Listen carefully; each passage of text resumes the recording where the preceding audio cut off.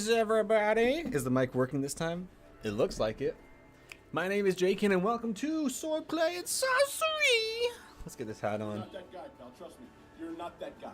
I'm not that guy? I think I am that guy. I don't know. Who's currently using stuff in my stream? And I'm not that guy? You're the one using your points to activate that sound, and I'm not that guy? Alright. But in all seriousness, it is great to see everybody again. I was trying to say together and again at the same time. It's been a long work day, but I'm excited to do this. This is going to be the start. I guess technically last month was the start, kind of. But the first Wednesday of every month, we are going to be reviewing your monsters because we're actually getting enough monster submissions to make this a regular thing, which is exciting. If you have monsters that you want to share, preferably DC20, ! Discord in the chat to join the Swordplay and Sorcery Discord server, and you can submit your monster in the hashtag #ShareYourMonsters channel. We have a lot. I'm going to try my best to get through a majority of them, and I'm probably going to switch up the format a little bit. Last time, we had a lot of submissions, but a lot of them were from, the same users, which isn't a problem. But now that we have a little bit more variety in people sending us monsters to review, I'm going to do my best to make sure I can get the most people's monsters in. So if I don't get all of your monsters, I'm sorry. I am going to be looking at all of them, though. Just probably not all of them on stream. I want to make sure I can get as many different people's monsters on stream as possible, because everyone has such wildly different ways of building monsters. Some of them are just straight up conversions of stat blocks like we do on every Wednesday. Sometimes they are original creations, and other times it's taking an IP like Five Nights at Freddy's and then saying, I'm going to turn that into a stat block. Sometimes it's that. So, if you like this and you enjoy this format, you enjoy the monster conversion streams, or you enjoy the reviewing your guys' monster streams, consider supporting us. ! Patreon in the chat to join the Swordplay and Sorcery Patreon server. You get credited in videos and the live streams, and whenever I get around to making videos, you get to see them first. Currently, there's no other benefit than that, because that's all I can handle at the moment. But if you want to support, that's one way to do it. Another way to support, ! Merch, which that reminds me, I need to update something Manic and I were talking about later. ! Merch in the chat to get yourself some Swordplay and Sorcery merch. I should have grabbed the actual hat. It's like not close anymore. It's in a way different room. This is the hat I normally wear. Next time I'll wear the right hat. But those are different ways that you can help support. And if you don't want to support in those kinds of ways, subscribing is free and liking the stream is free. We even got this little bar down here. Look at that little bar. It's got a little goal. Over here it's a 3. Over here it's a 10. Will you be the one to finish it? I don't know. Also, I'm not that guy flexing the pink Stanley. Look at that contrast. Look at that contrast. The pink on the purple, and you're gonna tell me I'm not that guy? Please. Anyway, let's get some hellos out here. Who we got? Who we got in here? We got A the Ant, T-Dog. What are y'all talking about? Oh man, you guys are having a whole conversation. A D&D bar. We have a few of those here in DFW. It's really cool. Flame Master 500 says greetings. Ryan is here. VN20, yo. No need to update my monster manual conversion this week. You can have a break. You can have a break from that, Ryan. You're all good. Five Nights at Freddy's? Yep. Get the hat right now. No. Perfect timing, since I actually made my first ever monster yesterday, so posted it over on your disc. Awesome. Pink is the best color. I retract my retort. I respect it. I guess I'm not the only one using my wife's cup. Yeah, she took the cup that she prefers to use, so I took the pink one. I work at a movie theater, so I just said it's my Barbie cup. It's working so far. Also, I filled it up on the way home from work. We got about this much of Starry, or Sprite, if you're familiar with that. And then this much Fruit Punch. That's it. It's a pretty good combo. It's a pretty good combo right now. Healthy? Probably not, but oh well. All right. Are y'all warmed up? You got your diapers on? You ready for this scariness? We're reviewing your monsters. Let's go ahead and pull up some. The stream unfortunately crashed last time we did one of these stream. It wasn't even an official review stream. We just had extra time.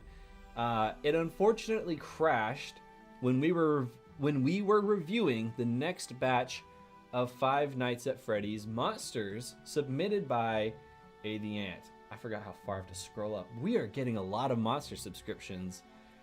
Woo! Oh man. Okie dokie. So we went through the first Five Nights at Freddy's video game. We went through the second one. That's where the stream crashed.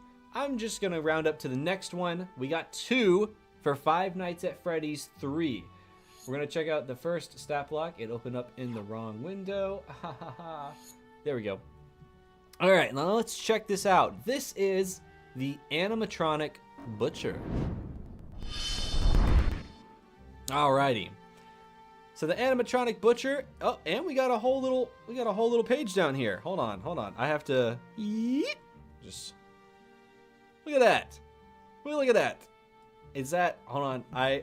I'm slowly learning this FNAF lore through these stat blocks and through the interactions when we look at them.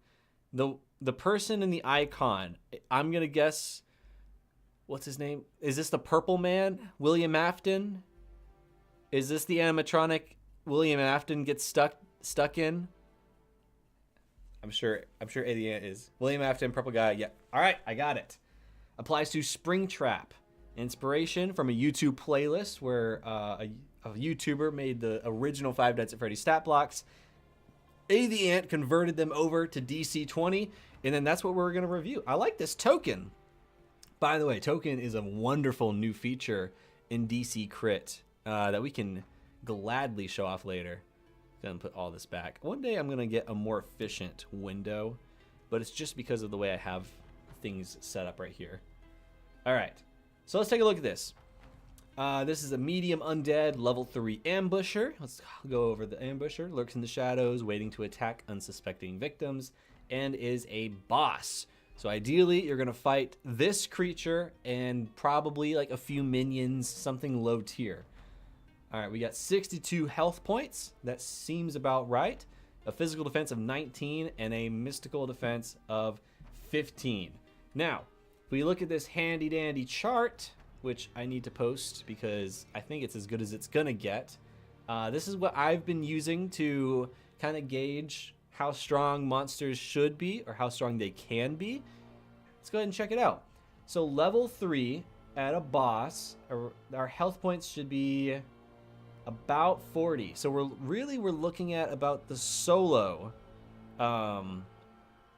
health points. But honestly, depending on your party size and if they have the new subclasses coming out March 17th, I think 65 is fine. We've seen a few examples of some level 4 creatures go all the way up to 80 health points.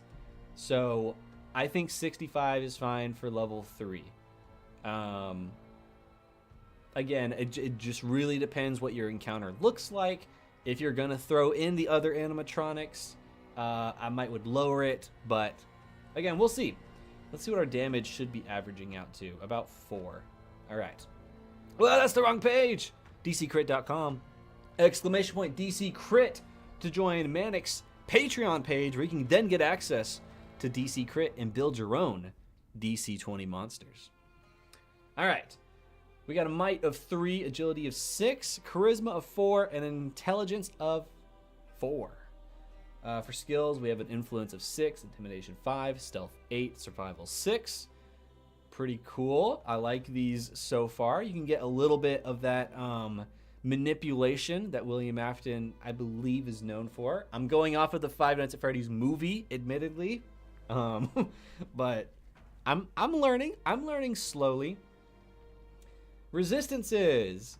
We got all of our physical. Looks like physical 1, radiant 1, sonic 1, umbral half, cold immune, corrosion. That's under vulnerabilities. So we're vulnerable to corrosion, water, fire double, lightning 2. Conditions: we're immune to bleeding, exhaustion, petrified immune, stunned, and languages we know common. So far, so cool. For features, we have a surprise attack. If the Butcher surprises a creature and hits it with an attack during the first round of combat, the target takes an extra 6 damage from the attack. 6 damage is a lot. But again, like I said, it kind of depends how you're going to be classifying this monster. If it's going to be a boss with the intent of using minions, and it's level 3, that might be a little bit tough in my eyes. You guys might think a totally different thing, but it might be a little bit tough in my eyes. I would drop it down to 4. But if this is supposed to be a solo monster at level 3, 6 is still a lot. It's a little bit more justified. Not totally, but a little bit more. In my eyes, at least. Undead Fortitude. If damage reduces the Butcher to 0, it must make a DC 5 might save, unless the damage is from fire or a critical hit. On a success, the Butcher drops to 1 HP instead. Okay, so that reminds me a lot of what's the D&D feature that the orcs get. It basically functions the same thing. They get like a little boost of health instead of going all the way down. That kind of reminds me of that. It looks like it's done with a might save, a DC 5 might save. I think that's the part I'm a little weirded out on at the moment, because usually, in like most cases, the DC will be what your save DC is. So for example, we look down in the stat block, we have a save DC of 16. Usually you're wanting to meet or beat your save DC. I think there are some instances where that's not the case, and that could be one of the things here. DC 5 seems really low for that, unless there's some kind of like clarifying text in there that's like, this can only be done once per long rest, or after the first time the DC increases by 5 or 10, something like that. We have 4 action points and 2 legendary action points. Our attack is +4, save DC of 16, speed is 5. We have 1 action point for a slam, dealing 5 bludgeoning damage, and 3 action points for summon phantoms. The Butcher calls forth 1d4 phantom illusions to harass their opponents with. That's pretty cool. Summoned phantoms spawn within 3 spaces of them. Okay. 3 spaces of them. Are you talking about... Oh, I think you're talking about... Okay, I think I see what you're saying. I would clarify that with summoned phantoms spawn within 3 spaces of the targets or opponents. The phantoms appear in the rotten and dilapidated form of any being that the Butcher has witnessed being defeated. Interesting. The phantoms, scrolling back up, have the stats of their chosen form, though they are considered undead, have a physical defense and mystical defense of 8, and have 1 HP each. Phantoms cannot attack the Butcher at any point. Phantoms act on the same turn as the Butcher, and all of their used actions that do damage only do 1 damage maximum. When any phantom drops to 0 HP, it disappears, leaving behind no physical form. Now, I'm going to quickly look over at the Discord. All right, so we do have a phantom stat block, so we'll be able to compare and contrast in a minute. But it's... okay, so there's a lot to break down in this. If I'm the GM and I'm sitting behind the screen, ideally, I've prepped this ahead of time, but that's not always realistic, right? So that's already kind of a lot to read. And if there's already going to be a stat block for it, I would get rid of all the things that kind of fluff it. And by that, I mean anything that's like, they have a physical defense, a mystical defense, I think that's useful information if you're not going to have a stat block for them. But if there is going to be a stat block, I don't know that it's entirely necessary. Just the fluff stuff. Attack enhancements. We have Agonizing for +1. It's unumbrel damage. We have Sparking, +1 lightning. And then for our Apex actions. These always happen at the start of each round of combat, always going before any creature's turn. We have Audio Error. That's pretty cool. A dark 15 space radius aura spreads from the Butcher, making it difficult to hear sound. Ooh, creatures can only communicate within 2 spaces of them. Otherwise, they need to make an awareness check to hear. Creatures can only communicate within 2 spaces of them. All right, wait, hold on. So dark 15 space radius aura spreads from the Butcher. So they take one of their legendary actions, they spend it on this. Creatures can only communicate within 2 spaces of them. Oh, okay, so 2 spaces from that creature. Okay, I see now. Otherwise, they need to make an awareness check to hear. I might just reword it a little bit to kind of clarify it, make it a little bit easier. Something like,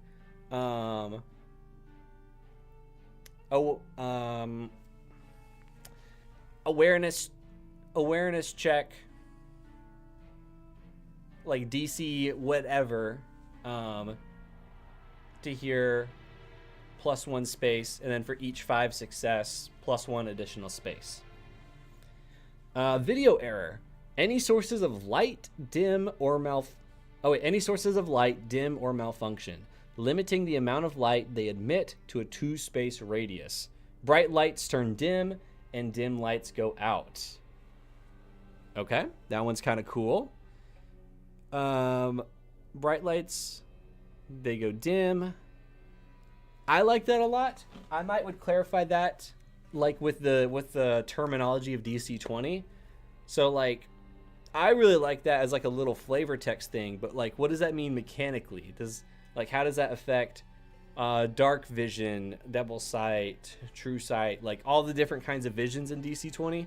How does that specifically affect those mechanics? Other than that, that's really cool. Ventilation error. The humidity in the air feels hot and heavy, making the Butcher to roll the amount of phantoms with advantage 1. What?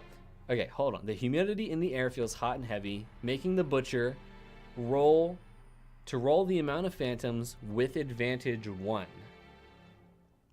Any future phantoms gain advantage 1 against any creature within 5 spaces of the Butcher. Okay, so it gets really humid, and then I'm trying to process this. It gets really humid. Then when the Butcher rolls to summon the phantoms, he rolls with advantage 1. To ideally get like 4 phantoms as opposed to less. And then any phantoms rolled with the ventilation error moving forward, they have advantage 1 against any creature within 5 spaces of the Butcher. I feel mixed on that one. I feel slightly mixed on that. I don't know what I would change about it, but I feel slightly mixed. These effects last until the Butcher uses a different Apex action or is defeated. The Butcher cannot repeat an effect until they have all been used, and it can't use the same effect 2 rounds in a row. Okay. I think you could probably move that text up at the top, so that way the Game Master, when he's reading this stat block, he knows that going in to the Apex actions. Because you might run the Apex actions over and over again and then not fully realize that, oh, they have to all be used in order to reuse one that you've already used. Other than that, this is a really fun stat block. Let's go ahead and see what you guys are all saying over here. I love how you technically skipped one of the monsters because we never got to it when the power outage happened. exactly. We just moved on to the next game. We got a lot of monsters to cover tonight. Super Bandit Gamer is here. What's up? There's actually less condition immunities for the Butcher because there's a corpse inside. That's kind of a fun detail. The DC is 5, so the Butcher rarely fails. Yes, but because it's a feature, right? That means that anytime it goes to 0 HP or lower, it does it again and then goes back to 1 HP. So you kind of start entering a potential loop of a never-ending fight. And it doesn't look like Death Threshold is a thing with this monster. So it's not like, oh, but if they roll -3, like if they get his health points to -3, he's dead. It's just kind of like, hey, no, if he succeeds this, he goes back to 1 HP. It's just kind of, it loops around. That's where I have some trouble with it. There's not like a clear way to win. I always come back. Hey mate, how are you? By the way, have you seen my Mind Flayer? I think you may have missed that. I have seen it, and I'm hoping to get to it on the stream when we get to it. But yeah, I did take a look at it. It's been really fun to see one of those stat blocks and then be able to compare it. I'm very excited. I'm very excited to show the Mind Flayer off. I'm going to be honest, this was written before I understood legendary actions. These wouldn't fit into those and need reworking. Okay. Yo, Luis. Good night, dude. It's a shame I didn't have time to make the kaiju from Yokai Realms I need for my game next week in time for this stream. Well, this stream will still be a thing at the first Wednesday of April. So if you have monsters that you want to submit that won't be able to make it into the stream, there's plenty of time to submit between now and then. Yokai Realms, that's the D&D Shorts one. That'd be kind of cool to see. I'd be very interested in that. Firing critical hits, baby. I was curious why they were all those animatronic monsters on DC Crit. Yeah, these are all Five Nights at Freddy's monsters. Very cool. I agree, upping it to 10 or higher. Yeah, it's not even that's like a bad mechanic. It's just like if it's going to be a feature and it's a feature that's reusable, like there's no quantity of it, it might be a good idea to just have a thing where like each instance of it, the DC increases by 5. Like almost like you could flavor it as something like it's straining on the corpse inside, or I don't know. I'm not as in depth with the lore like a lot of other people are, but possibly. Let's go ahead and look at the last one for Five Nights at Freddy's 3, The Phantom. Oh, and this one looks pretty cool. Don't mind me. I'm just going to take a quick little bite of cheese while I process this. How? There we go. Alrighty. So this is an animatronic phantom. And look at that token. We got some kind of Freddy Fazbear with, well, what did we say that guy's name was? Balloon Boy? I'm slowly learning. Dem314, thank you for the lurk. Undead, level 0, unknown role, and minion. Health point 1, physical defense of 0. Physical defense of 0, mystical defense of 0. 5, 10. Wow. 0, 0, 0, 0. Charmed, immune. So these are easily hit, and they have 1 health point.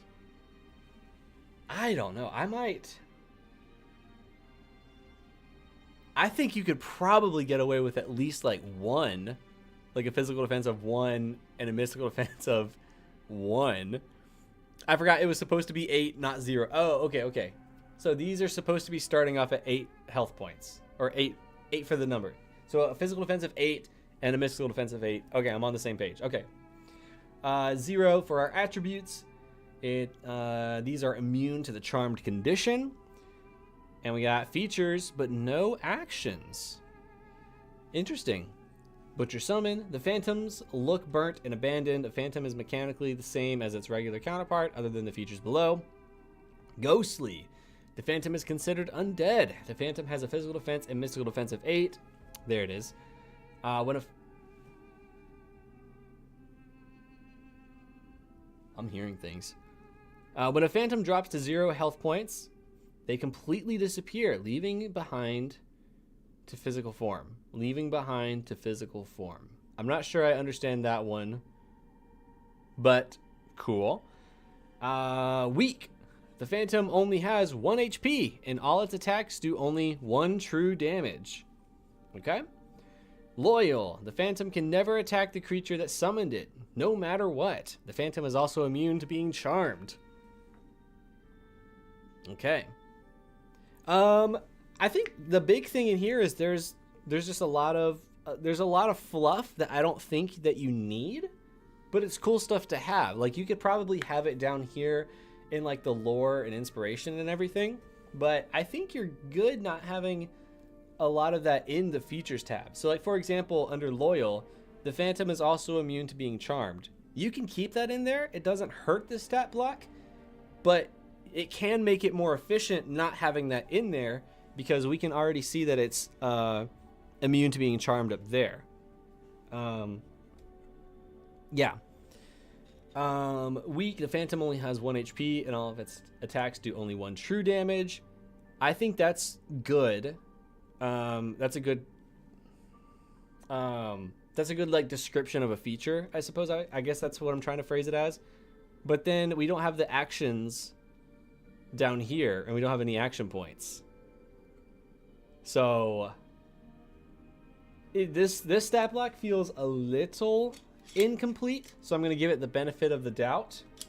But as far as being like a very easy Phantom to like kill and get rid of, right?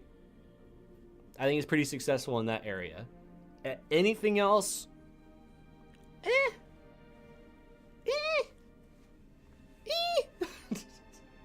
You might could just get away with the stats that you had in the animatronic butcher stat block. But yeah. Oh man. How are we enjoying the stream so far? 12 likes out of 10. I'll take that as a compliment. Send that Phantom off to space. No. Straight to the Phantom Zone.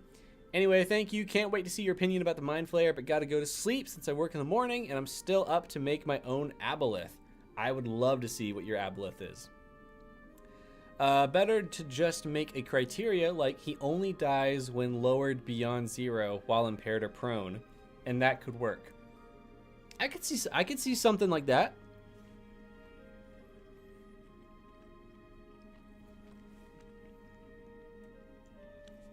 Also, as a note, people really like to put lore and script important abilities into the stat block. While those are not needed, just put them in the description. I agree. Like, there's a lot. I think Strahd von Zarovich from The Curse of Strahd is a great example of this.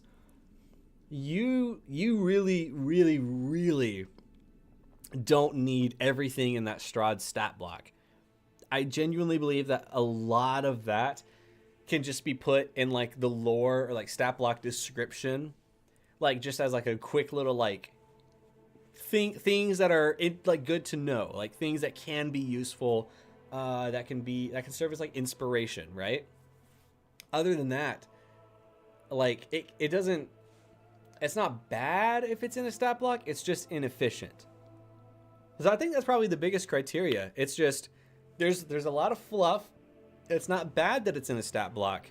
It's just a little inefficient. But that could also be what works for you. And that's really part of the beauty of DC Crit, ladies and gentlemen.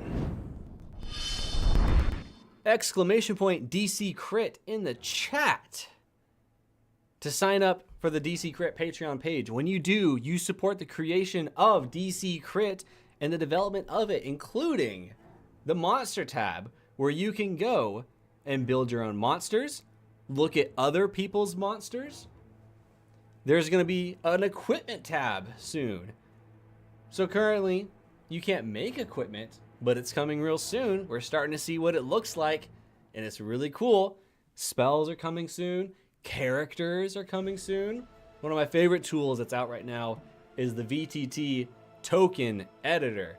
Drag and drop or upload a token, create a border, attach it to your stat block, or export it for your VTT of choice. Exclamation point DC crit in chat to sign up today.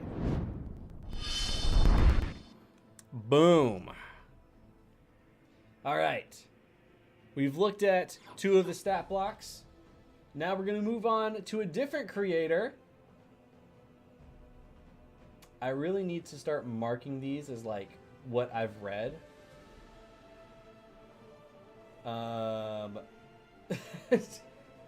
Did we read the mantis shrimp? I feel like we did, right? I'm pretty sure we read the mantis shrimp last time. So let's scroll down. We had a shroomlet. That sounds familiar. I'm pretty sure we did the shroomlet.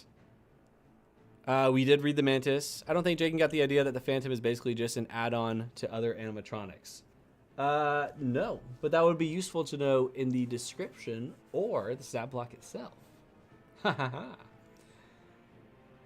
All right. I think we looked at this one. Borathemus, the Great Boar from King Hodop. I'm pretty positive we did. Yeah, we did. Late reply, but it was fixed. All right. The Succubus Incubus. Did we look at the Succubus Incubus? I meant to go through all of these. I'm pretty sure I did. Hey there, I made the mantis shrimp. It killed the party bard. I don't know why I find that charming, but I like that. At least I tried to say that. We hadn't read it. Yes, we did. I don't know. All right, here. Let's pull it up, and then we'll see if we did read this or not. This is going to be the Succubus and Incubus. I feel like we did. You're going insane. I'm going insane. We definitely did.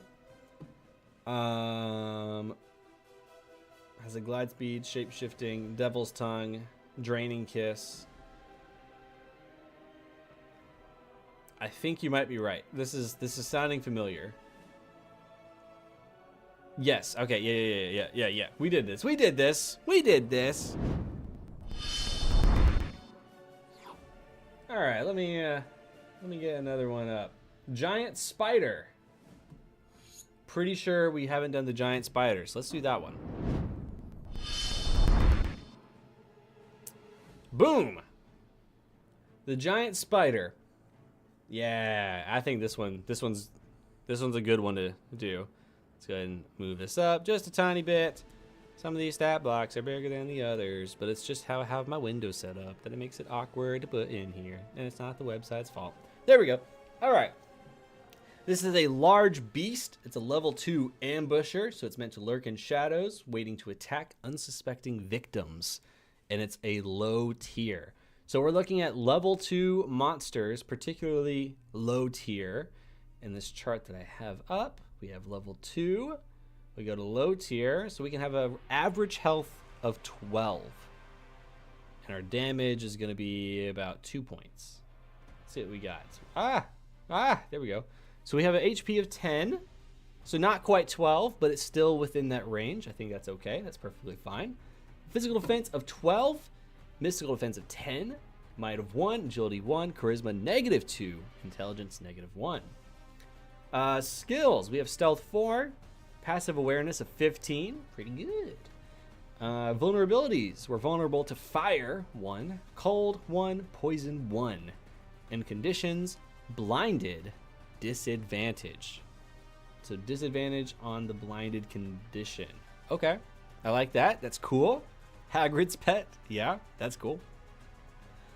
Web walk and web sense. The spider ignores difficult terrain caused by webs. Also, the spider can sense the location of anything that moves on a web it's standing on. That one's pretty cool.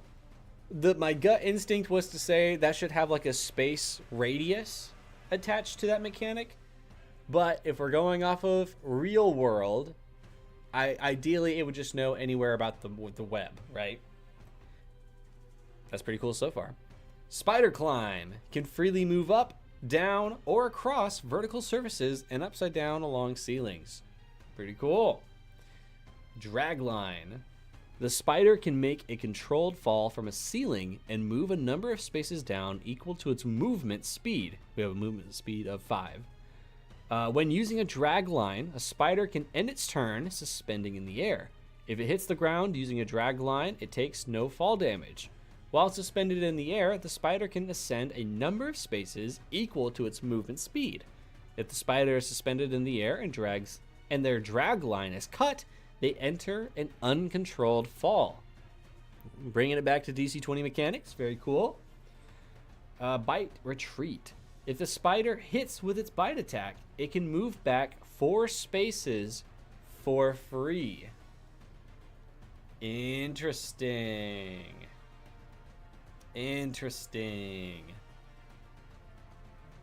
Huh. So you could theoretically... How many action points do we have? We have 4.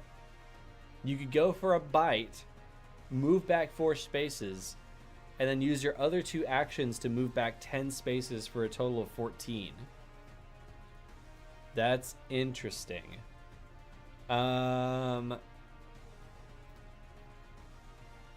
not crazy about that feature. I would consider making it like some kind of action, like costing something. I'd make the bite retreat a minor action. I could see that. Oh yeah, if I'm too focused on a stat block and you need to get my attention, and don't abuse this, exclamation point TTS followed by your message in the chat, and it will be read aloud on stream.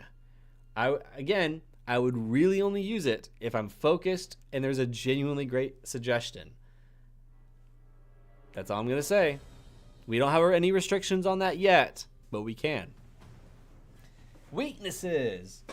Tarantula hawking spiders are exposed to attacks from flying creatures. Okay. Tarantula hawking spiders are exposed to attacks from flying creatures. This is a giant spider. I think you can just say the giant spider is exposed to attacks from flying creatures. I don't know if tarantula hawking becomes like more prominent later in the stat block yet. We haven't gotten that far, but it's an interesting detail. This is how spiders attack in nature. I'd be open to making it a reaction. Oh, yeah, a reaction would be good. It's got 4 actions. +4 to attack, save DC of 12, and then speed of 5. For bite, it does 1 piercing damage. That sounds about right. Grapple and venom. So one action point for grapple, physical save. On a fail, the target is grappled. And 1 action point for venom, physical save. On a fail, target is poisoned. Those are pretty cool. I'm gonna guess those are add-ons to that attack. Cool. Web. Range of 5-10, 0 bludgeoning damage.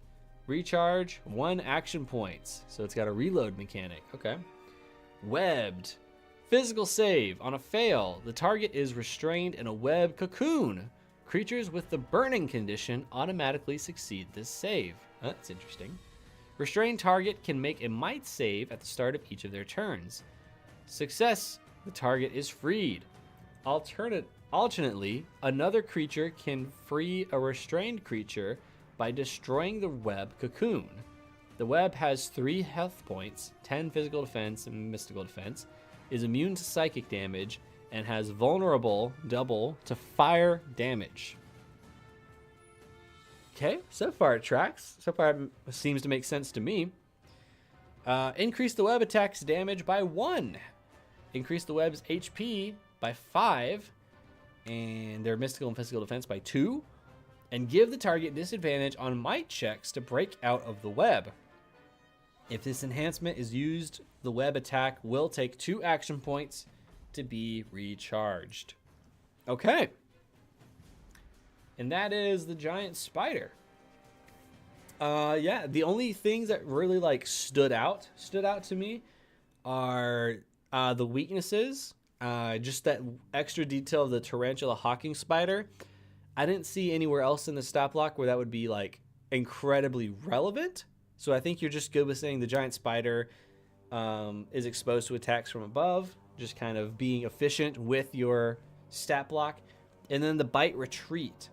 I wasn't crazy about the 4 spaces for free, but someone said minor action. I believe you said putting it as a reaction. I think that's also a really good idea. I like the bite, grapple, and venom.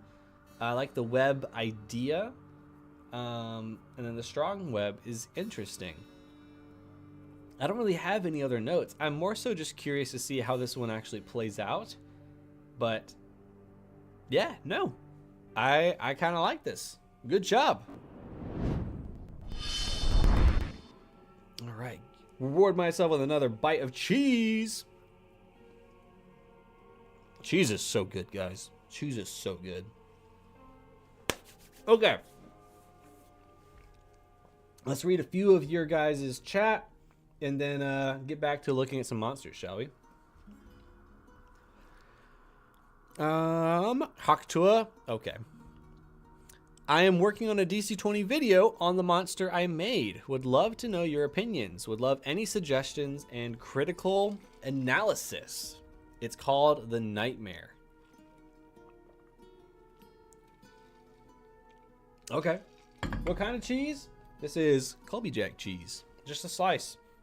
I went to our cheese drawer in the fridge for a cheese stick before the stream. We ran out. So we are due for a Trader Joe's visit this weekend. Cheesy cheese. Yeah, exactly. It's cheesy cheese. By the way, how you doing, Charles? How you doing? Alrighty. Let's get another monster in, shall we? Let's go for a different creator. Oh, I am passing by some really interesting ones, though. Alrighty. So our first one, by the way, was from A the Ant. Last one was from Liam. This one is from, where's the username? It says I'm streaming, so it's like, you can't look at this. Umbratus. This is the Mind Flayer. This was, I remember.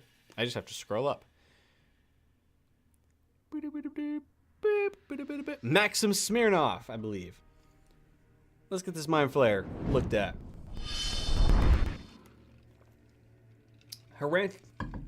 Tarantula hawking is the name of the weakness. This not a different type of spider. Weaknesses. Tarantula hawking. Okay, so it's not tarantula hawking spiders. Tarantula hawking. If that's the case, I would just replace weaknesses with tarantula hawking and then have the spiders are exposed to attacks be the description. So I think that was just a formatting thing. But yeah. Exit out. Pew! The Mind Flayer. This was a classic D&D monster. We did this one a few weeks ago. I kind of remember some of the details. But other than that, this one's going to be pretty fresh. Let's take a look at this, shall we? The Mind Flayer is a medium aberration, level 7 controller. Manipulates the battle with spells or abilities and is high tier. Okay, so we're level 7, high tier. Let's look at what we're averaging around here, right? So we scroll down to level 7. We go over to high tier. That's around 55 health points. Give or take a few over, a few under. That's pretty good. That's pretty good. So we got 50 health points. Wait, is that 50 exactly?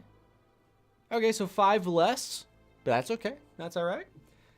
Physical defense of 15. Mystical defense of 17. It's good that that one's higher. I like that. That makes sense. Might of 1. Agility 1. Charisma of 3. Intelligence of 4. And I like that our saves are in intelligence and charisma. That makes sense. Skills. Insight 9. Investigation plus 10. So far, so good. We are resistant to psychic 1. I would almost say you could raise that. I think that could probably be higher. I honestly feel like that could be higher. I would even say you could give your Mind Flayer a mystical damage reduction or mental damage reduction. MDR. I'm calling it mystical. I'm staying consistent. Vulnerable to lightning 1. Spellcaster. The owner can participate in spell duels. Spell tool bonus of plus 3. I think that makes sense. I like that. That's cool.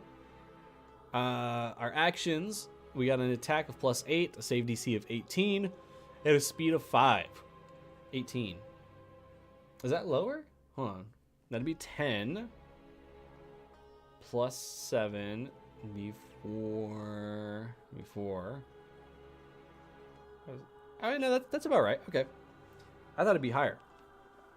Psi attack. Spell attack versus mental defense, mystical defense. Help me. 10 spaces, 3 psychic. I like it. 2 action points. Mind reading. Mind Flayer delves into the target's thoughts, making a spell check against target's repeated intelligence save. Failure. The target becomes mind read. All right, then we got a description for mind read. Mind Flayer reads the target's surface thoughts, and all its checks against Mind Flayer get disadvantage. I think that makes sense. I like that. I like the way that one's structured. 1 action point for Psionic Command. Mind Flayer invades the mind of a mind read target, implanting a command and making a spell check against the target's mental save. Failure. The target immediately spends 1 action point to follow the command and has advantage on performing it, but the command cannot cause direct harm to itself. That's good. That is good. That is great design right there. I like that. I like that. Psychological barrier. 2 action points.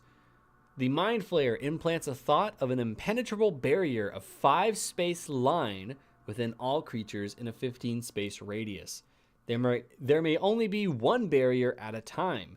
A creature can attempt to recognize the illusion by making an investigation check against the save DC. On a success, the creature no longer perceives the barrier. That's an interesting one. Is that part of the actual stat blocks? 5e mind. Mind Flayer. Stat block. I don't remember that feature, but that's interesting. I don't have it on D&D Beyond. We have magic resistance, spellcasting, tentacles, extract brain, mind blast. No, that's an original creation. I like that. I like that. That's really creative. I like that. That's cool. I like that feature a lot. Yeah. Attack enhancements. +1. Thoughts destruction. The target makes a mental save against the save DC. On a failure, the target becomes dazed for the next mental check until the end of the Mind Flayer's next turn. If the target is mind read, it instead becomes heavily dazed. I like that. Controlled protection. 2 action points as a reaction. When the Mind Flayer is attacked with a martial attack, it can call upon a mind read target for protection, making a spell check against the target's mental save. Failure. The target moves up to its speed towards the Mind Flayer. If the target ends up next to Mind Flayer or between him and the attacker, the attack is redirected to the target instead. Okie dokie. I really like this stat block a lot. This might be a pretty close, like, this might be like a 9 out of 10 stat block for me. Maybe a 10 out of 10. I really don't have any notes. I really like it. It's really creative. The psychological barrier is awesome. That's a great addition to the stat block. Everything is easy to understand. There's not like an excess of fluff or anything. This is a really well-designed stat block. I love this. I would run this in my campaign. I like this a lot. I think if anything, someone could argue that it would be nice maybe to have like one extra attack or attack enhancement that deals like a little bit more damage, right? But honestly, this is cool. I like this. This manipulates the battlefield. It fits under the controller title. It encourages you to do more mind reading on multiple targets so you can effectively use the other things in the stat block. This is great. Well done. Really no notes. Let's move on to the next one. Oh, man. Oh, man. That was a cool stat block. Alrighty. So we got that. Let's scroll down. Let's find another monster to look at. Let's see. Do we have anyone else that we haven't looked at? Anyone else that submitted one? We have one from Existence. Let's check this out. What is this one called? This one is called the Cloud Wisp. Version 9. There's been 9 versions. Okay. I'm craving chocolate. Let's check it out. Cloud Wisp. Micro Elemental. Level 1 Ambusher Minion. 3 health points. 3. Is that right? This is level 1? Oh yeah, I guess so. Whoa! DC crit! Exclamation point DC crit to join! Exclamation point DC crit to join! There we go. You should totally support the Patreon if you can. Can I get a Oh, yeah. Cheers. Oh man, that's awesome. Okay. So, we got a stealth of 3, acrobatics of 3, physical defense of 11, mystical defense of 7. Speaks Auran, however you say it. Sonic 1 for vulnerabilities, piercing 1 for resistances, passive awareness of 13. Cool. Features: false appearance. While the Cloud Wisp remains motionless, it is indistinguishable from normal fog. I like that. No notes. Fly. The Cloud Wisp has a fly speed equal to its walking speed and can hover. So we got 5 for its speed, and hover was covered in one of the DC20 magazines. So I'm blanking on the definition off the top of my head, but I know that's an official mechanic, so that's cool. Momentum. When the Cloud Wisp is forcibly moved, its speed is increased by 1, and it doesn't provoke opportunity attacks until the end of its next turn. Okay, we got 3 action points, plus 3 to attack, save DC of 13, and a speed of 5.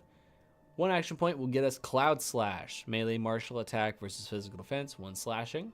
Okay, plus 1 action point for Cloud Burst. All creatures within 1 space of the target make a physical save.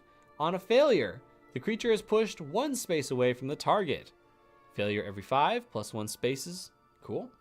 Cloud Shot, I almost read that really wrong. Ranged martial attack versus physical defense, 1 slashing. For plus 1 action point, we have Lingering Fog. Physical save. On a failure, the target is exposed until the start of the Cloud Wisp's next turn. I really like the names of these so far. Cloud Puff. Mana point effect. Okay. So, ranged spell attack versus physical defense. 3 space cone. 1 bludgeoning. Each creature in the area makes a physical save. On a failure, the creature is pushed 1 space away from the Cloud Wisp. On a failure every 5, plus 1 space is pushed away from the Cloud Wisp. This is a fun stat block. This one's fun. I really don't have any notes. We're kind of 2 for 2 right now. Yeah, this is really good. Yeah, this one's really good. I honestly feel like this should be bigger. A micro creature is about the size of an ant. I think that's ant propaganda, the ant. Why would you say that? Huh? You just try to spread ant propaganda. I don't believe you. But yeah, I really don't have any notes for this one. This one's pretty cool. I like this one. Yeah. Good job. I got no notes on this one. Oh, man. Oh, man. All right, next up, we got my first ever monster called the Nightmare. I believe this one was hyped up earlier in the chat. So let's see what we got.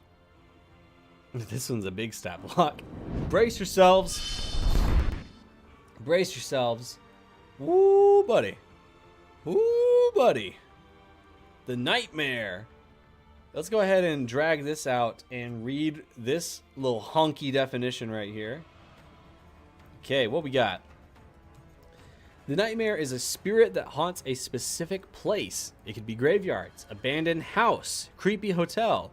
But when someone comes to that place and sleeps there, the Nightmare will choose the target in their sleep. Once chosen who to haunt, the Nightmare starts following them everywhere they go, no longer haunting that place, but haunting the person, terrorizing them in their sleep by showing them their worst past, a worst outcome of a future they don't want, leaving them sleepless every night. As long as Nightmare is haunting them, that person can never get a long rest. Whoa! I'm sure we'll get a mechanic for that, but whoa! Leaving them more and more exhausted day by day. As once the Nightmare believes his target is exhausted enough, the Nightmare chooses a night to attack. I've heard some GMs say they don't like to see their players casually deciding to take long rests in weird places just to get the benefits from it, not caring what kind of creepy or dangerous place they might be in. So I present to you a monster that might make them think twice before spending nights in creepy places.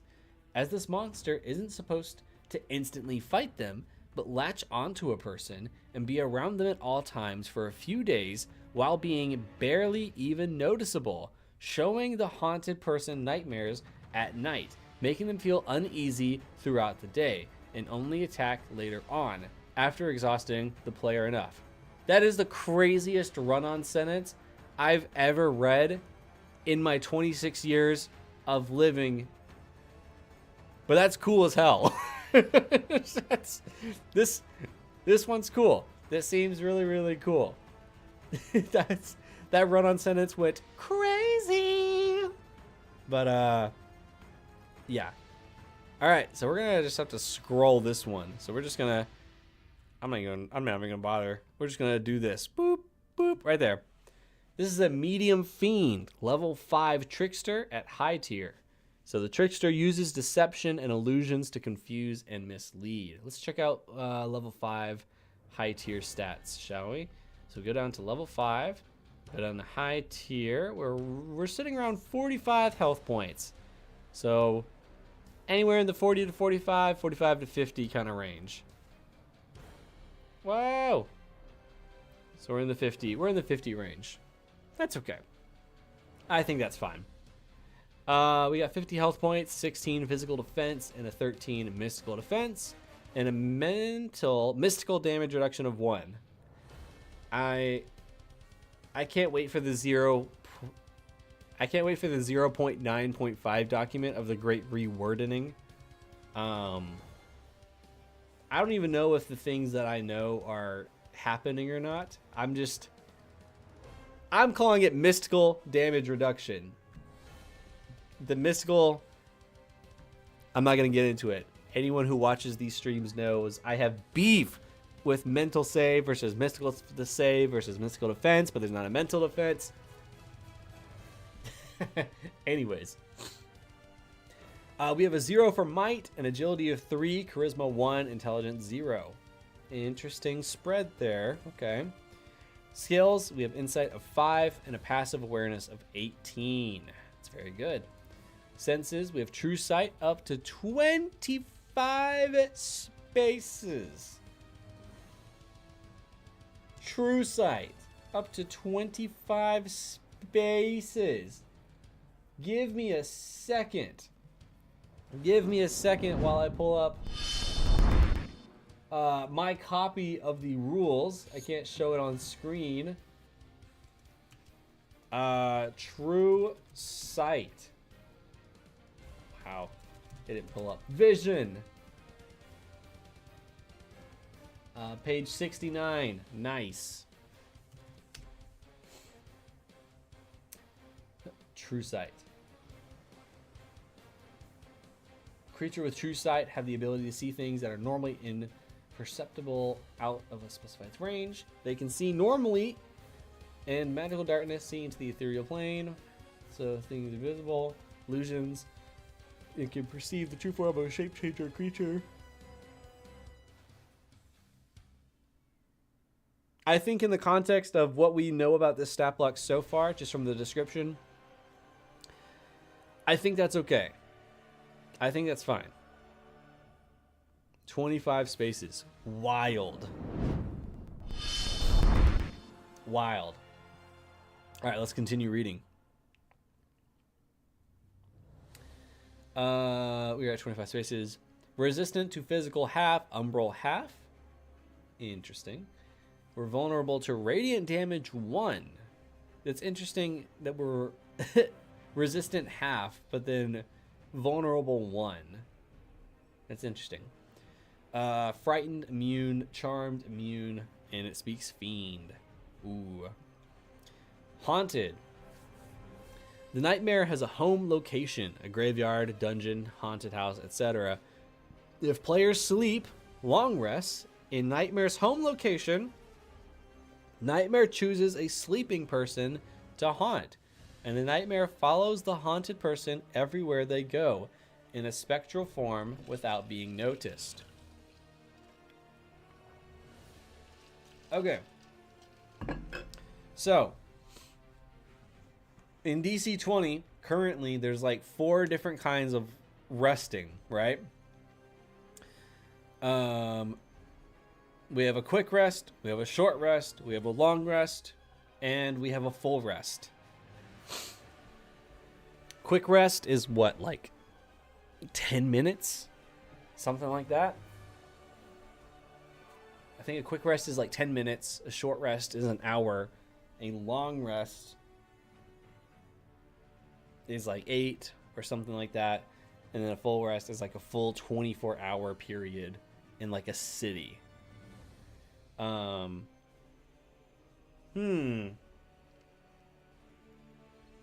So only players that are long resting have the possibility of getting haunted. Okay. I think I vibe with that. I don't see any like crazy loopholes yet with that. Lunar Pierce is here. I really need to upload creatures to DC Crit. I got a couple of cool ideas. Then yeah, you need to upload them and then share them in the channel so that we can review them. ! DC Crit to join Mantic's Patreon, which I think you already are. So many people are joining that Discord server. It's awesome. Unease. While a person is haunted, Nightmare can occasionally make them uneasy in unique ways throughout the day without breaking spectral form. Tap on the shoulder, snuff out nearby light sources, hallucinations, etc.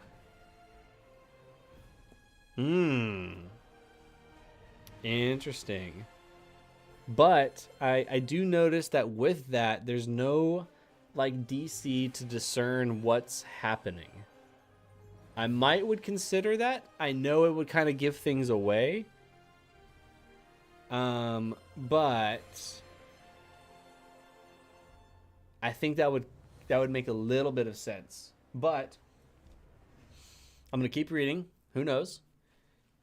With sleepless nights, a haunted person is unable to have a full rest because of nightmares, which give them a +1 level of exhaustion in the morning.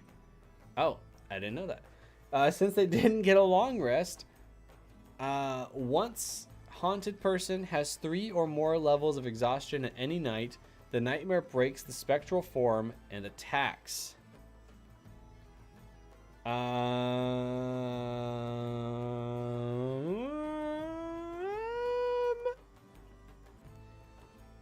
The levels of exhaustion thing.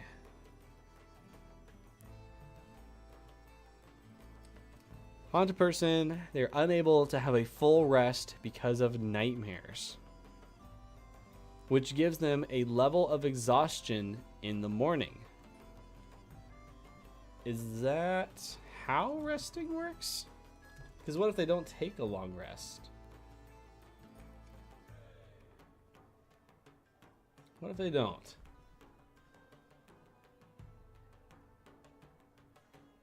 Types of rest. We have our full rest. The benefits.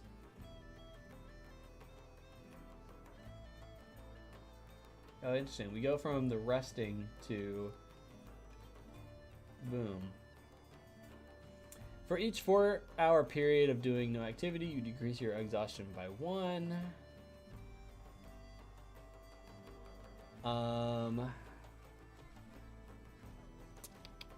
Interesting.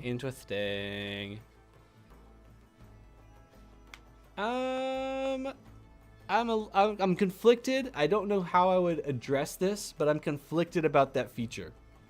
I'm gonna revisit that one. Defensive actions. Can use defensive actions such as dodge, disengage, and hide. Okay. I might just put that as like a reaction or... Yeah. Yeah, I would probably just put that in the reactions. Limited flight. Freely hovering. Movement halved while flying. Okay, so we drop down to 3 speed instead of 6. Dawn. Sunlight harms nightmare, dealing 5 true damage every 12 seconds. 1 round in sunlight. Wow. I'm gonna choke on my drink. Okay. It kind of makes sense. Says, Mantic is saying that DC Crit can be accessed for anyone in DC20s and your Discord servers. This is true, but hear me out. You support DC Crit on Patreon because a lot of hard work is going into this beautiful website. That's my logic.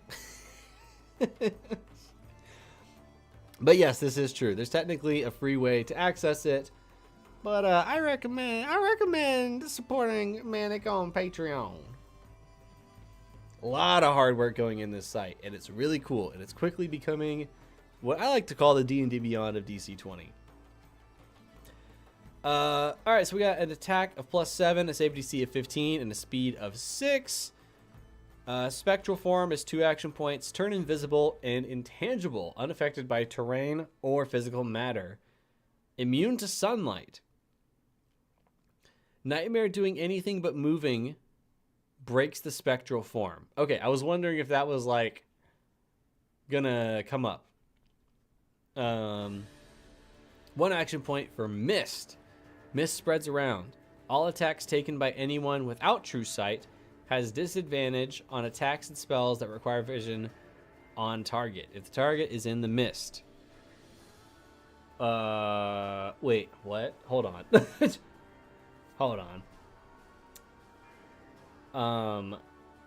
Mist spreads around. All attacks taken by anyone without true sight has disadvantage on attacks and spells that require vision on the target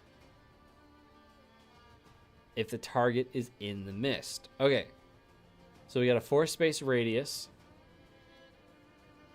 Success 5 plus 1 space. On a failure, it's a 3 space radius. It's concentration, DC 10, which I heard, I don't know the details, but I heard concentration spells are going to work a little differently in DC20. It's going to be, from what I'm gathering, it sounds like it's going to be more like Pathfinder, which is interesting, which is like you sustain a spell. Okay, so we have a 4 space radius miss. Targets trying to attack within it have disadvantage. Okay. 1 action point, life steal. Ranged spell attack versus targets, mystical defense. 8 spaces. 1 umbral damage. Success. Steals health equal to... Wait. Success steals health equal to damage dealt. 1 action point. Number of targets increased equal... Wait. Number of target increased equal to the amount of additional action points spent. Number of target. What? Hold on. Stealth health, steals health equals to the damage dealt. Okay. 1 action point as an attack enhancement. Number of targets increased equal to the amount of additional action points spent.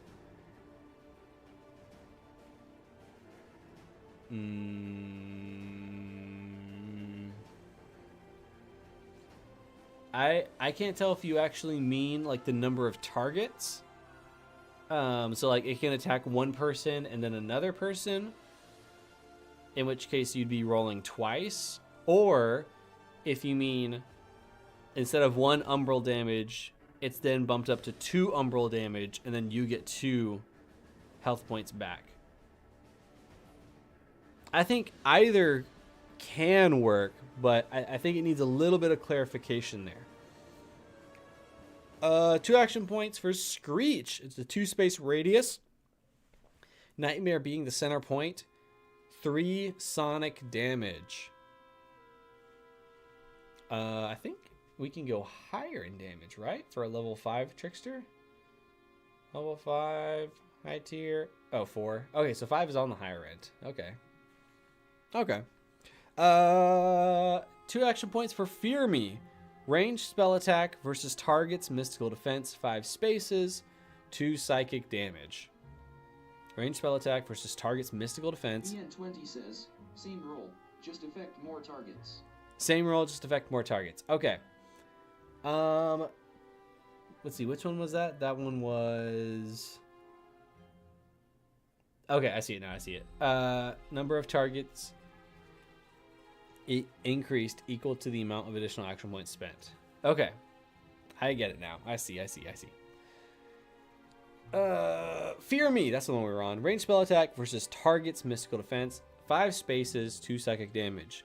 Rattled. Mental save. Haunted person has disadvantage. On a failure, the target can no longer move closer to the nightmare, and they are intimidated. Disadvantage on all checks as long as the source of fear is in line of sight. Target can no longer move closer to the nightmare. I think that would be fear, right? Like, isn't there a condition for this? Am I tripping? 82. I think that's the frightened condition. You must spend your turns trying to move as far away as you can. Yeah, I honestly think you can have that be frightened. You're also considered rattled. You can't move closer to the source. And intimidated. Yeah. Oh, is it just reworded frightened? Hold on. Target can no longer move closer to the nightmare. Okay, so it's the frightened condition, but without the part that's forcing you to move as far away as you can. I see. Yeah, I guess that can work. That can work too. 2 action points for Umbral Touch. Melee versus target's mystical defense. 4 Umbral damage. 1 action point. Range increases to 5 spaces. Oh, wait. Umbral Touch. Wait, hold on. Melee versus targets. Alright, so the range increases to 5 spaces for the Umbral Touch. 20 says, rattled is actually a condition in DC20.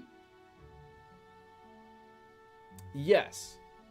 But I was saying that because you have rattled and like intimidated in here, you could just call that frightened, because frightened includes the rattled condition and the intimidated intimidated condition. I keep wanting to say intimidation condition. And then as a reaction, we have pass through. Attacks get a disadvantage. Okie dokie. So what do we think about this? What do we think about this stat block? Rattled includes intimidated by itself. Right. I know that. I'm saying if we have it labeled as the frightened condition, it also includes that you have to be running away as far as you can.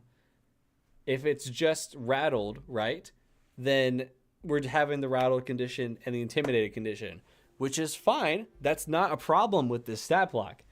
I'm saying if you did want it to be that they also have to try to run away from this thing as far as they can, it'd be easier just to label this as the frightened condition, and then bing, bang, boom, rattled is also there, intimidated is also there, and that person is suffering. Alrighty. The thing I wanted to go back to was the sleepless nights. A haunted person who is unable to have a full rest because of nightmares, which gives them +1 level of exhaustion in the morning, since they didn't get a long rest. Once haunted person has 3 or more levels of exhaustion at any night, the nightmare breaks the spectral form and attacks. Okay, so is that how exhaustion works? Because in the rest chapter, I don't remember, I could be wrong, but I don't remember anything specifically saying like, if you don't get the rest, it's a level of exhaustion in the morning, or at least specifically a long rest, right? I don't remember that. I could just be tripping. What was rest on? Page 69. Let me check. Oh, wait, that was vision. No, I'm wanting to actually look at rest, which is on page 86.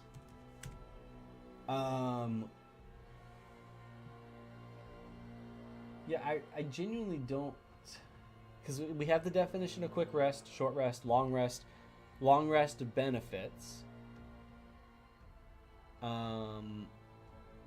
Doomed. We have exhaustion. For each 4-hour period, you decrease your exhaustion by 1. This make a DC failure. You can do this one. You decrease your. If you spend both 4-hour periods doing light activity, you must make a DC10 might save. Failure, you gain exhaustion 1, and the DC of this save increases by 5 until you complete a full rest. And then I don't know. So in Sleepless Nights, haunted people are unable to have a full rest because of nightmares. So does this mean that they are able to take a short rest and a quick rest without being affected by the creature, right? Because right now it's just full rest. They're unable to have a full rest, which the full rest is the 24-hour period. And then earlier in the haunted feature, it says long rests, which that's the 8-hour period, the 4 hours here, the 4 hours there. I think this is probably just like a little oversight. I think that's why I was getting tripped up, because it was the full rest thing. Like the 24 hours. So I think the haunted person is unable to complete a long rest because of nightmares, which gives them a +1. Dayant says, in my opinion, the monster needs to be nerfed in a lot of areas, and then Almasi everything would need to be buffed in different W. VN20 says, the concept being they can't sleep, so no long, and no full rest. Alright, so no long, no full rest. But they can take a short rest and a quick rest. Still. I think that's the part that needs the most clarification in the stat block. Because, like, yeah, you get it in the lore here, but because it's directly affecting the player's, like, mechanics, we definitely need, like, a more concrete definition, because this is something that players will argue against and try to use so much logic against the game master. They're going to try everything, I mean, as they should, right? To figure out what is going on, how exactly does this affect us, and then what are the loopholes. Players should do that, but in this particular case, it does open it up to technically a quick rest is fine. Technically a short rest is fine. It's just the full and long rest that they can't complete. They're unable because they have nightmares. But again, right? That's because it's a long rest. They can't complete a full rest because nightmares, even though that's a 24-hour period. But even if it said they can't complete a full rest because, I mean, they can't complete a long rest because of nightmares. If the player learns that long rests are the problem, they're immediately going to jump to the logic of, okay, well, the long rest is made up of 2 short rest periods. Or just a few short rest periods, right? Because it's a 4-hour chunk and then a 4-hour chunk, but then they might just break up those chunks. Would it be inefficient? Yeah. Would it get in the way of their rest points and their health spending and replenishment and all that kind of stuff? Yes. Is it possible that the players were going to argue against you? Potentially.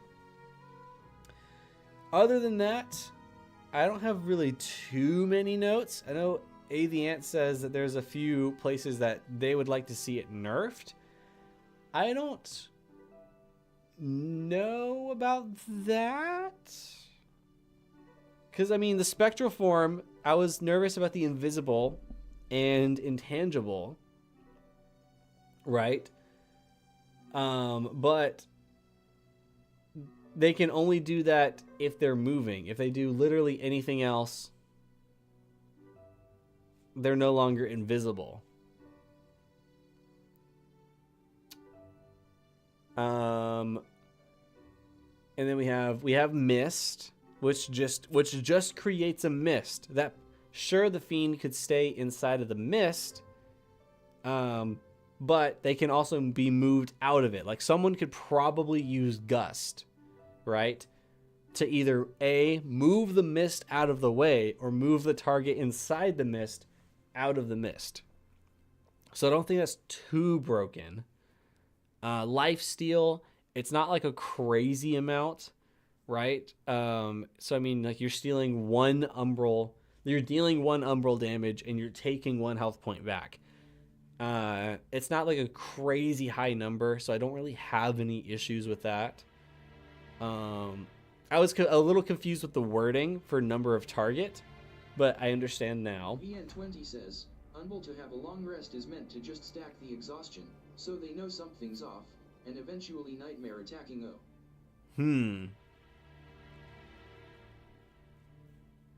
I'm trying to think as a player, right?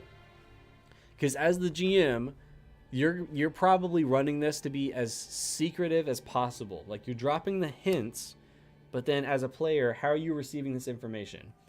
I know, we know as the GM that we are wanting them to get the hint that something is off with these nightmares and getting exhaustion, right?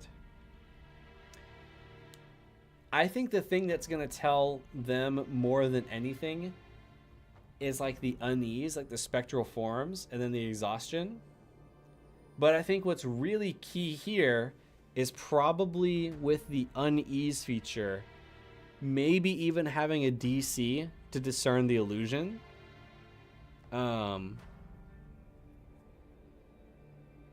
Because that's kind of what's happening.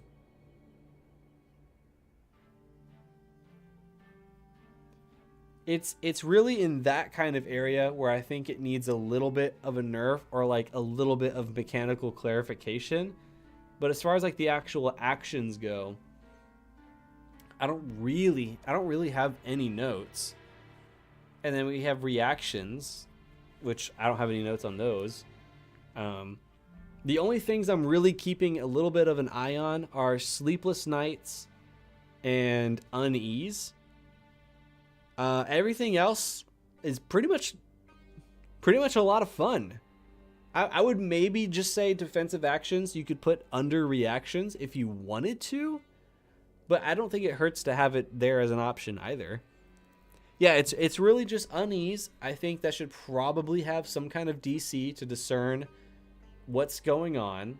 Not necessarily figuring out, oh, I'm being haunted by this fiend that works this way, but just something that rewards the player like, hey, yeah, something is up. You need to start putting the pieces together now to figure out how exactly this thing works. So not something that tells you how it works, but just gives them the trigger of something's up, things are going to happen. You got to figure out what this all means before you die. And then Sleepless Nights, I would just consider a few different rewordings or interpretations of it, just because I can see the players getting really loopholey and argumentative about that. Other than that, this is genuinely a lot of fun. You weren't kidding when you said this one's a crazy one. This one's a little bit of a doozy, that's for sure. Yeah, this one was a lot of fun to look at. Thanks for submitting that one. All right, let's see what you guys are saying. Currently imagining a one-shot where the party arrives at a town with a chunk of the population being haunted, and the party is being hired to find the cause, the nightmare. That's a really fun pitch for that idea. I like that. It's a really cool idea, just needs some tweaks. I agree. It's really solid. It's like a really great like first draft of a movie, and then the studio has like a little bit of notes for continuity, but then other than that, it's like a really great script, right? I'll work on it. That is cool to hear. Again, this is your creature. You know how it's meant to be run, but it's also really cool seeing that it's not the end of the world if there is a little bit of feedback here and there. That's awesome. I can't wait to see what else you create, because if that's one of your original creations, you're on a good path for creating some original monsters. I really do dig that one. Currently imagining, did you send the same message on YouTube and Twitch? I'm gonna time you out on one of them just for fun. That's what I'm gonna do at the end. I'm gonna time you out on one of them. Alrighty, guys, it is 8:35. I think we can do one more monster, and then we're gonna call it a night.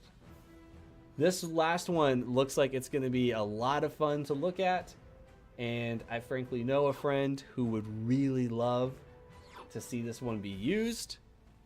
So let's take a look at our last stat block of the night, shall we? This is the Stegosaurus. This is a huge beast, level 5 bruiser. A bruiser is strong and tough. Says, can't time me out if you're gurgling. Can't time me out if I'm gurgling?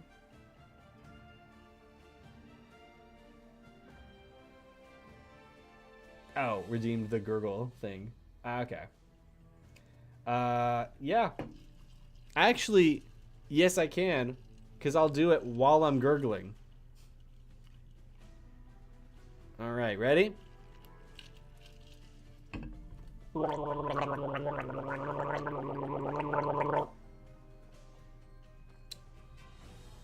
Boom! Get timed out for 10 minutes on Twitch. Take that. Alright, so the Stegosaurus.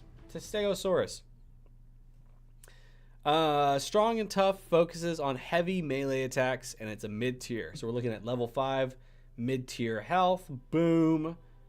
Boom. That's about 40. And this is 40. Very cool. Physical defense of 13, mystical defense of 10. That seems to line up. 13 and 10.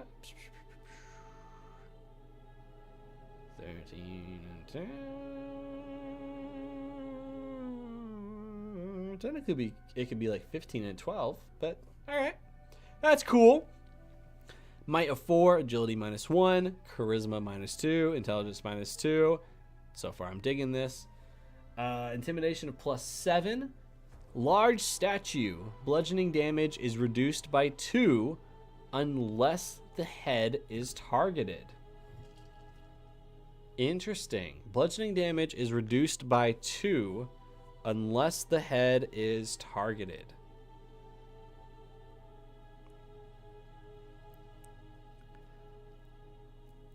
Unless the head is targeted. Am I thinking of the right dinosaur? Stegosaurus dinosaur. Okay, yeah, this one.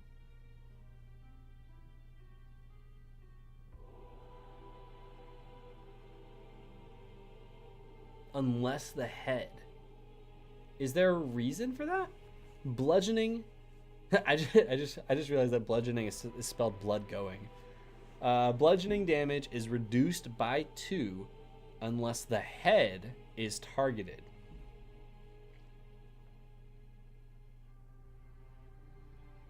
Is there a reason that this isn't like a resistance?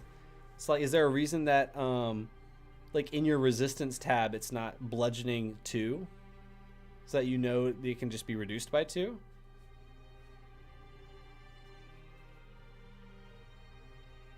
Unless the head is targeted. What about the Stegosaurus means it's got like super tough skin? Is a herbivore, four-legged, armed, blah blah blah blah, characterized by kite-shaped upright plates on their back. I'm assuming you're in the chat gassing this up. Let me see. I'm gonna go for now. Feeling a panic attack coming. Hooray! A the Ant. You do what you need to do. Thank you for hanging out. Hope you eventually feel better. I forgot that the resistance tab worked like that. Also, a large body of meat. Ah, okay. Well, yeah, you don't have to, but I feel like you can get away with saying resistance bludgeoning 2. Because I think it gets across the same thing. Because, I mean,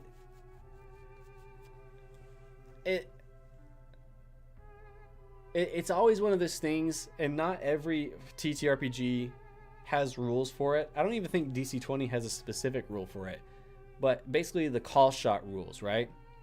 Where everyone has that player at least once where they're like, I want to shoot my arrow at the eye. That's cool and all, but that drastically changes things if that hits, right? So, I mean, you can have that in there, but I honestly think you can just get away with saying resistant bludgeoning 2. So far, I'm liking it, though. Impaled. When this creature heavy hits a target, they make a might save. Failure, the target is bleeding. Failure, +5. Target is also doomed 1. Ooh. We're adding the doomed condition? That's fun. Yeah, I like that one.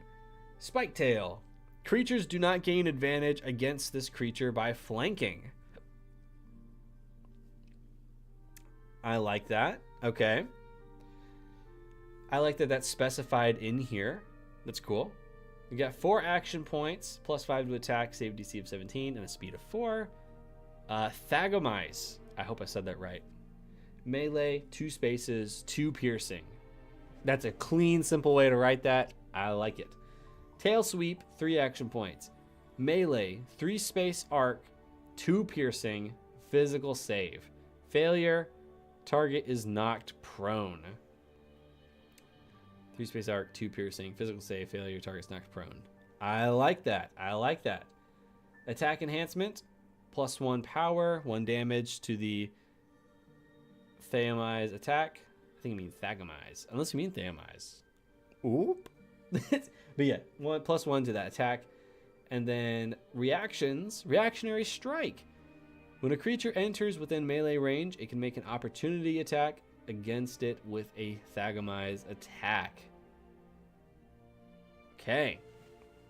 Honestly, the only note I really have is the large statue. I would consider just making that resistant bludgeoning 2. Honestly, this is a fun stat block. This is easy to understand. It feels like it represents that dinosaur. I mean, I'm not the biggest dinosaur expert, but this feels like it embodies that. And I like that. That's really cool. Also, I'm going to shout someone out real quick. Because if anyone out there is a dinosaur enthusiast, I gotta put you on to somebody, right?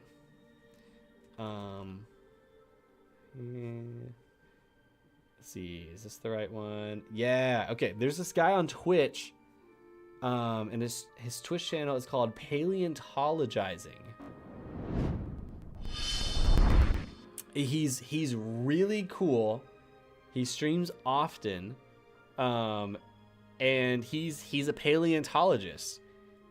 He's constantly talking about excavations, the history of dinosaurs, the intricacies of them, answering your questions about how they work, why things work this kind of way.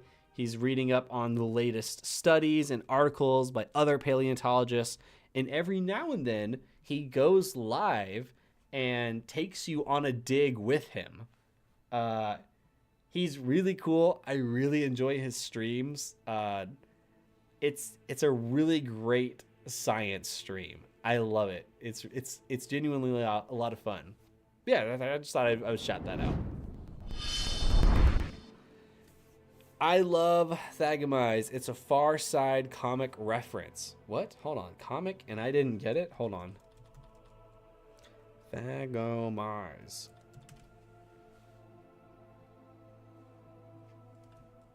It's pulling up dinosaur. Comic. Oh! I've seen this before.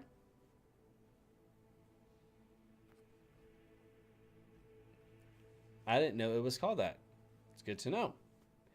All right, guys. That concludes March's stream. That was a lot of fun. We have several monsters still left to review. And if you want to submit more monsters, !DC. I meant to say Discord. But yeah, !DC crit to support Manic on Patreon. I mean, you can also join for free by joining my server, the DC20 server. But !DC crit in the chat to support Manic on Patreon. A lot of work is going into the site, like you've seen tonight, and I think it's worth it. I think it's worth I believe it's $5. I think. But next week, we return to converting the entire 2025 Monster Manual over to DC20.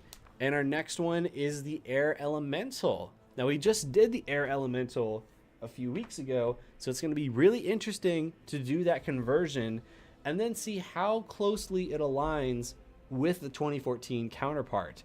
And what does that mean for how we're scaling health, damage, and our defenses compared to the 2025 stat blocks?